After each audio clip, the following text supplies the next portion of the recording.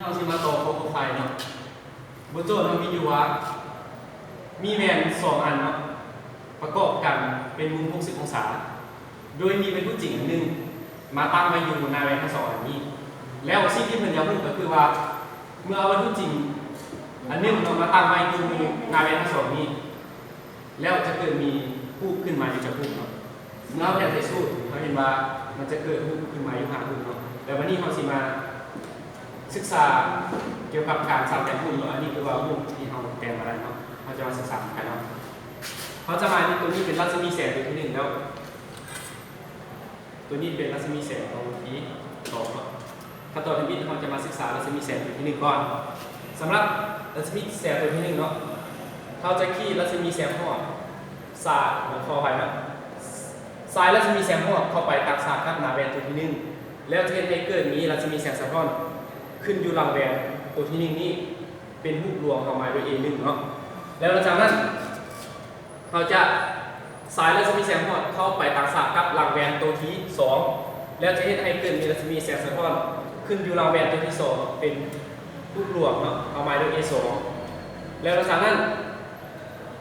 เราจะสายรัศมีแสง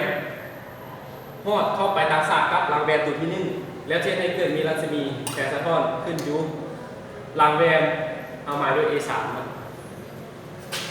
วันนี้เรียนการศึกษาเฉพาะรัศมีแสงตัวที่1แล้ววันนี้เราจะมาสังเกตเนาะเราจะมาศึกษาเกี่ยวกับรัศมีแสงตัวที่2เนาะ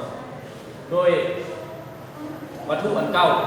ที่ว่าตั้งอยู่หน้าแหวนเนาะเราจะสายรัศมีแสงหอดเข้าไปทางสาดกับหน้าแหวนตัวที่2นี้แล้วจะเกิดมีรัศมีแสงสะท้อนขึ้นอยู่หลังแหวนเอาหมายด้วย A1 ขีดเนาะแล้วหลังจากนั้นเราจะขีดรัศมีแสงหอดเข้าไปตักสาดกับหน้าแหวนตัวที่1นี้แล้วจะได้เกิดมีรัศมีแสงสะท้อนขึ้นอยู่หลังแหวนตัวที่1เนาะเอาหมายด้วย A2 ขีดหลังจากนั้นเราจะสายรัศมีแสงหอดเข้าไปตักสาดกับหลังแหวนตัวที่2แล้วจะให้เกิดมีรัศมีแสงสะท้อนขึ้นอยู่หลังแหวนตัวที่2ไปเต็มกับ A3 นี้ซึ่งเราจะหมายด้วย A3 ขีดเนาะอันนี้เป็นจุดตัดกันนะเพราะว่ามันจะมี2รูปที่ว่าเต็มกันอยู่เป็นจุดสุดท้ายแล้วเขาจะได้รูปขึ้นมาอยู่กับรูปนี้1 2 3 4 5 5รูปเนาะเมื่ออย่างนี้เนาะ